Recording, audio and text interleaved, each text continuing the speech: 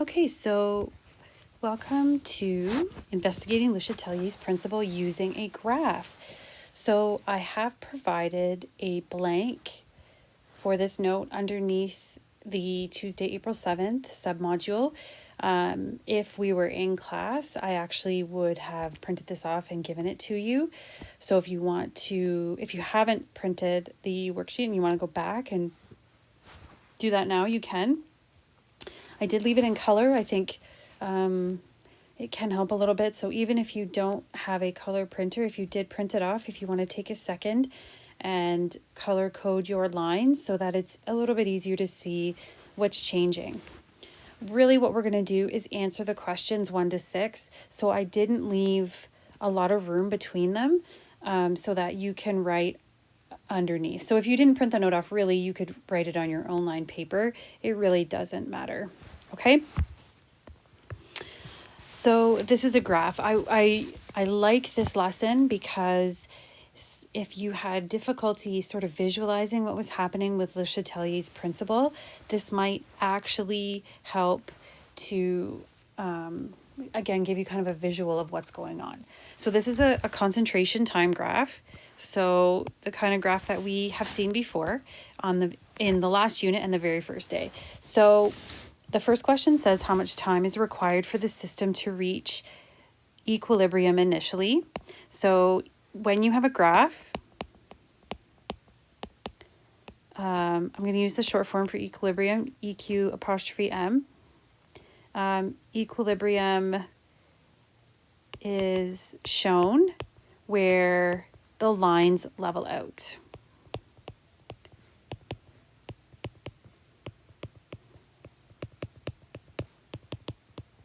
Or plateau.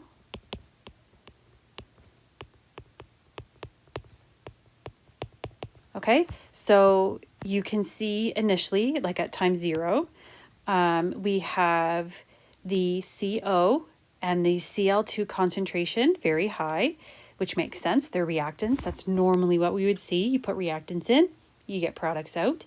And then the CoCl2, or the yellow line, is the product, and it starts at 0 and then starts to increase.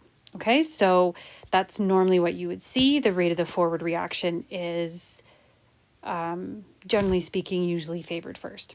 So then you start to have competing reaction, the reverse direction, because the concentration of CO and Cl2 don't go all the way to 0. They start to level out. So where it's starting to kind of level out is where then you would have equilibrium starting to be reestablished, where you're going to get equal rates. Let me see if I can insert a shape here. No, let's not do that. Okay, so you have to be patient with me and my ability to draw a straight line. So if you look here, so like around here, it's kind of starting to level out, but really where it is, I would say level is about here. So 15 seconds. If you wrote 17 seconds, that would be okay.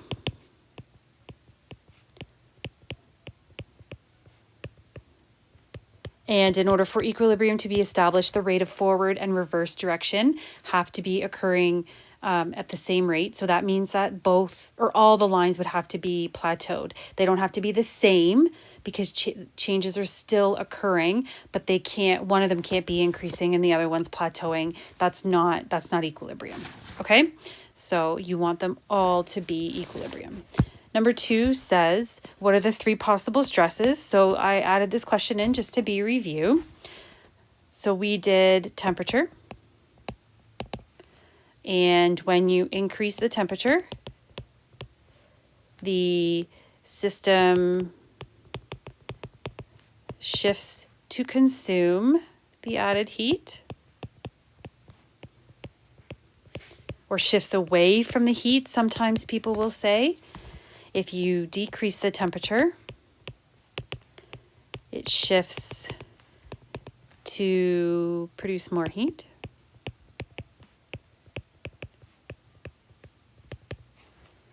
Then we did pressure volume, which is only for gases. So in this case here, all the substances are gases, which means that pressure and volume could be a possible stress.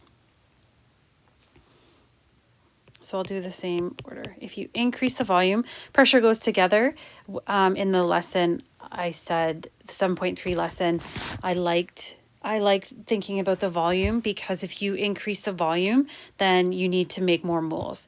So it shifts to the side with more moles. They kind of go together. And decrease volume, shifts to the side with less moles. And then concentration.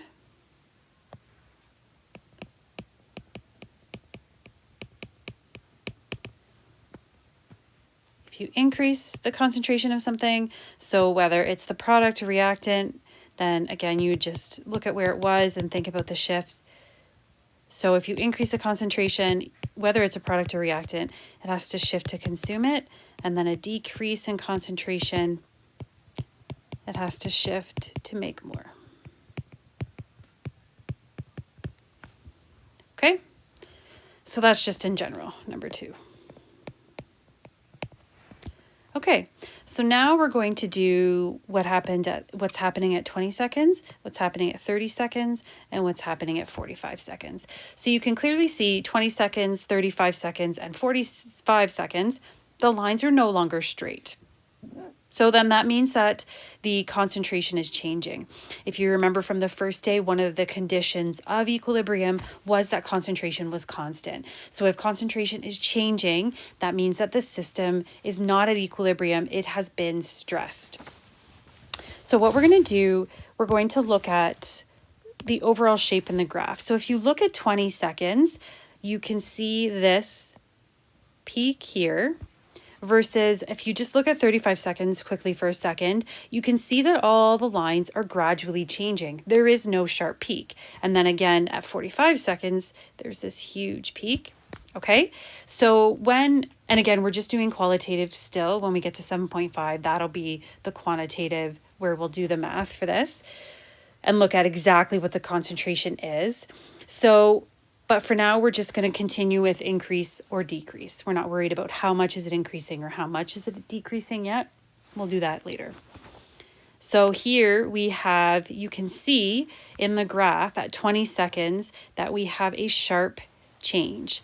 When you have a sharp change in one of these graphs, because it is a concentration graph, then that means that the change has been a change in concentration. So you can have a sharp increase, you could have a sharp decrease, but because that's what the graph is directly measuring, then that's the change, that's the stress. So it's a little bit more straightforward to figure out.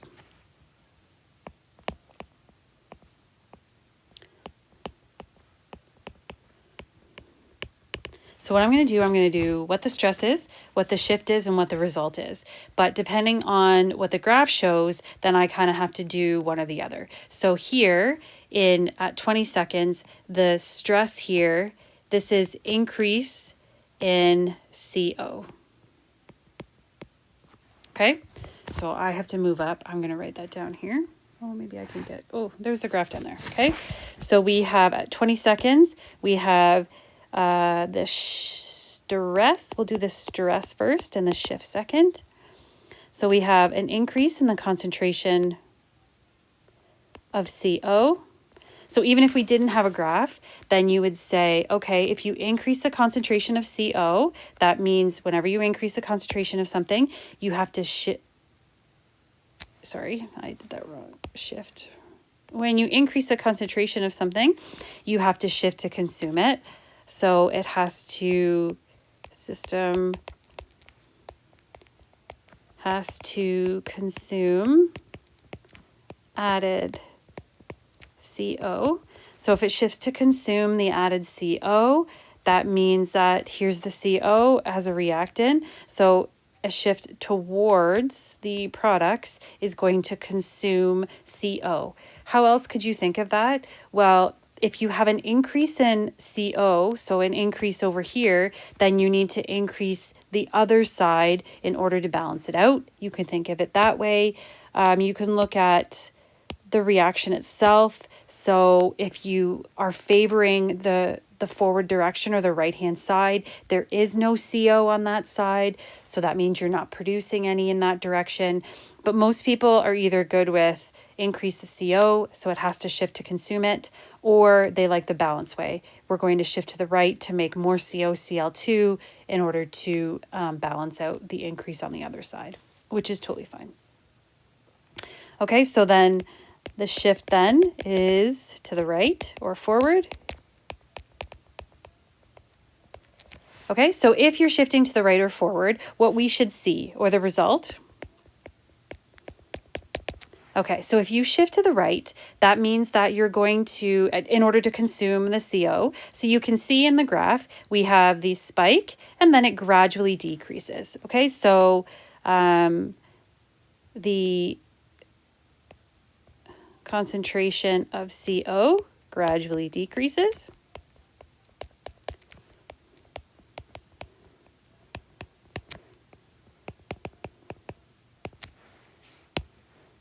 I think I'm just pushing harder and it's making it bolder, sorry, after stress. Okay, and then if you, like, according to the chemistry laws, right, if you shift to the right, that means that this is going to gradually decrease the CO, which is the stress, but also the other reactant has to decrease as well. But it's not going to be a sharp decrease, it's a gradual decrease, which you can see there, the purple line gradually decreases.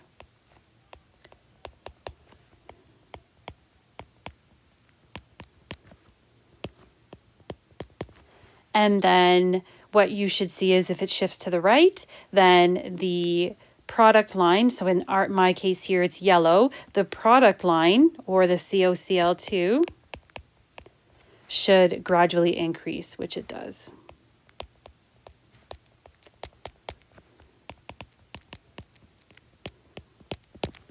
Okay, so I'll try to show that because I can't point with my fingers, obviously, with a highlighter, and then I'll erase the highlight, okay? So let's do that one more time. So we have the stress, an increase. Hold on, let me see if I can make that thicker. Yes, I can. Okay, so we have a stress here, and then if you increase the concentration of something, what does the system have to do? It has to consume it. And then equilibrium is reestablished. If you shift to the right, the other reactant has to gradually decrease as well, and then it also starts to plateau. Okay, so they are on the same side of the equation. They're over here, which means that they both have to gradually do the same thing as a result of the stress. And then the product should gradually increase. And then it gradually increases, and again, it plateaus. Okay, so how much do those things occur? Again, we don't know yet. We're just going to do qualitative again today. Okay, so I'm just going to get rid of those highlights. Okay, so now in B, it says predict the size of KEQ. So KEQ, of course, is products over reactants. So if you're shifting right or forward, then the concentration of the product is increasing, which means the top of the fraction increases, so KEQ increases. Similar to yesterday, we don't know what it started at, so we can't say greater than 1, less than 1. We don't know. We're just saying it increases. Okay, so then B says, or 4, sorry, not B. Number 4 says, explain the changes occurring at 30 seconds. And then again, we're going to predict the size. Okay, so 30 seconds is a little bit different because if you look here, none of the lines have a peak. They all have gradual changes. So what we're going to do then is the stress is not going to be concentration anymore. It's going to be pressure or volume, or temperature.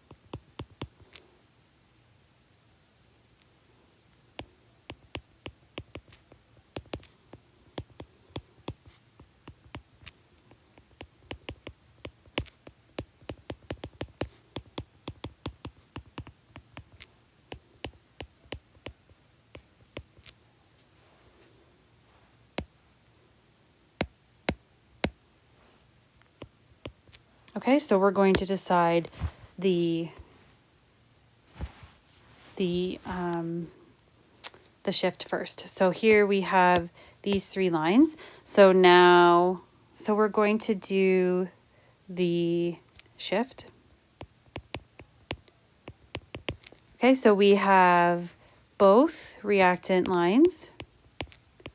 Again, they have to be doing the same thing. So they are the dotted lines. And what are they doing? So both of the dotted lines at 30 seconds are, oops, so if you want to, number 4 at 30 seconds, sorry. So at 30 seconds, they are all gradually changing. So the reactant lines, the dotted lines, they are both decreasing gradually.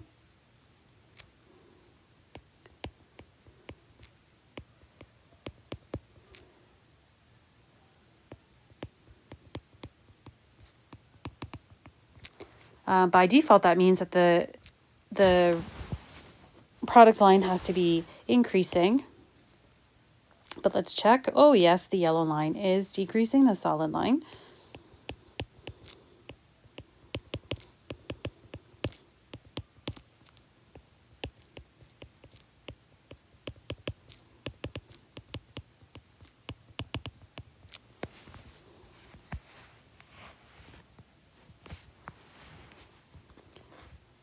So that means, I guess that's kind of the result too. So then that means a shift. What shift has occurred? If the reactants are decreasing, the product is increasing. Again, we have a right or forward shift. So now we are going to consider the conditions where you would get that kind of shift. So we have 2 possibilities. So if it's not a sharp change and it's not concentration, we're either going to do temperature or pressure volume.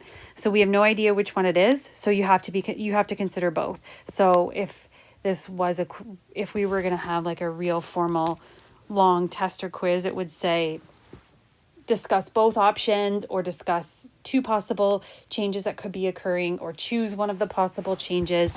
So there's no way to know which one it is. All we can tell is the product line is gradually increasing and the 2 reactant lines are gradually decreasing. So I'll do temperature first because it's the hardest, I think. So let's say we have, okay, so on the right-hand side,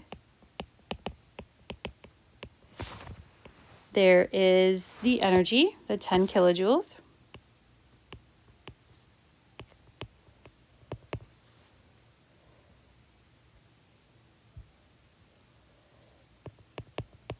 So this means heat is produced when shifting right. So now we have to think backwards.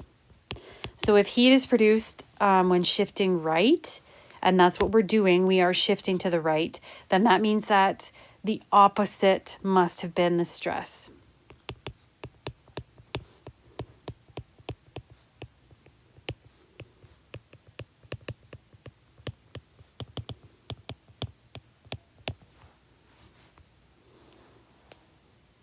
if it was shifting the other way towards or in the direction where there was no heat, then that means that the system is cooling itself down. What's the opposite of cooling down? The stress must have been warming up. So you're always looking for the opposite change or opposing the stress. Okay, so for volume and pressure, you look at the moles of gas. So we have 1 on this side, and then we have 1 plus 1, which is 2 on the reactant side. So there are less moles, so it's shifting to the side with less moles.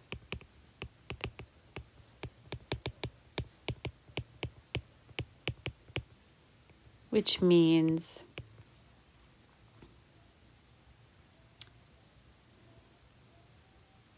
shifting to the side with less moles, which means it was a decrease in volume. Or an increase in pressure, they go together.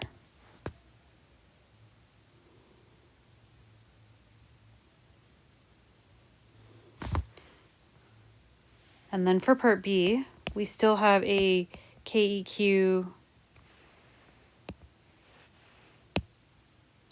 when you're shift right.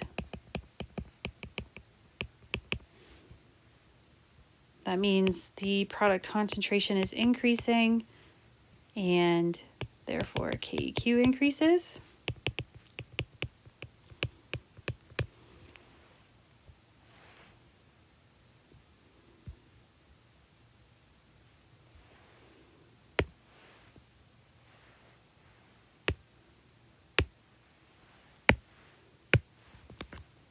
Okay, and then number 4, now we're gonna do, oops, no, that was 4. Number 5, we're gonna do 45 seconds, which is back to concentration. So we have, again, we have a sharp peak.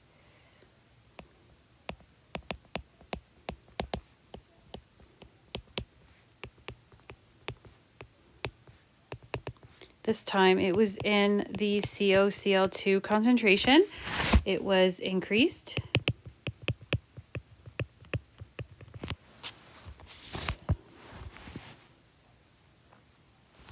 So the system has to shift to consume it or use it up.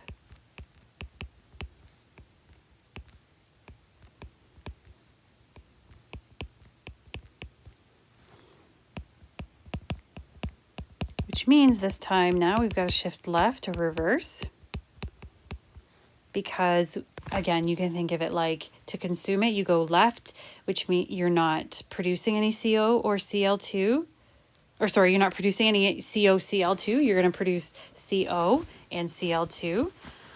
Or you can think of it like you're increasing the product here, so we need to balance it out and increase more of the reactants. Either way is fine. So what should we see? After the stress, we should see similar to up here. Then if we're going to, if you want to get out your highlighter again, we have the stress here, the increase in COCl2. So it needs to be consumed. Yes, it gradually decreases. And then the two reactants should gradually increase, which they do.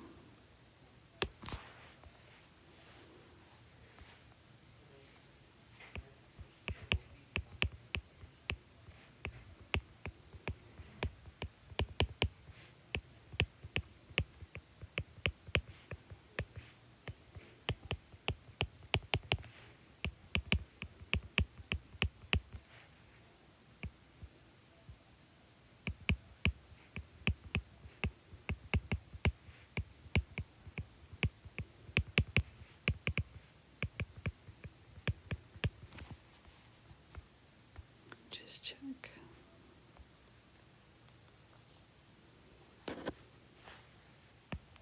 So if the CO and Cl2 are gradually increasing, they are reactants.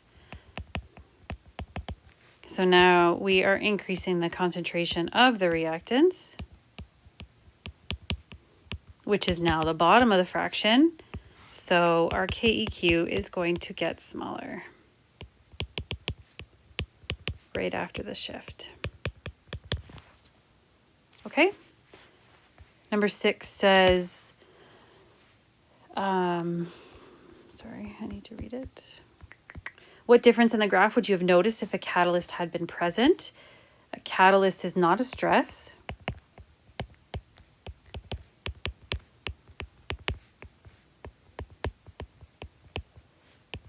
Equilibrium reaction on a whole would occur faster. Sometimes students like to get fancy and they like to say, you know, horizontal compression, whatever. Okay? So catalyst is not a stress, it would just occur faster. So the reaction would not take as long. Okay, so in the submodule Tuesday, April 7th, there is this lesson, blank, then the video lesson to go along with it.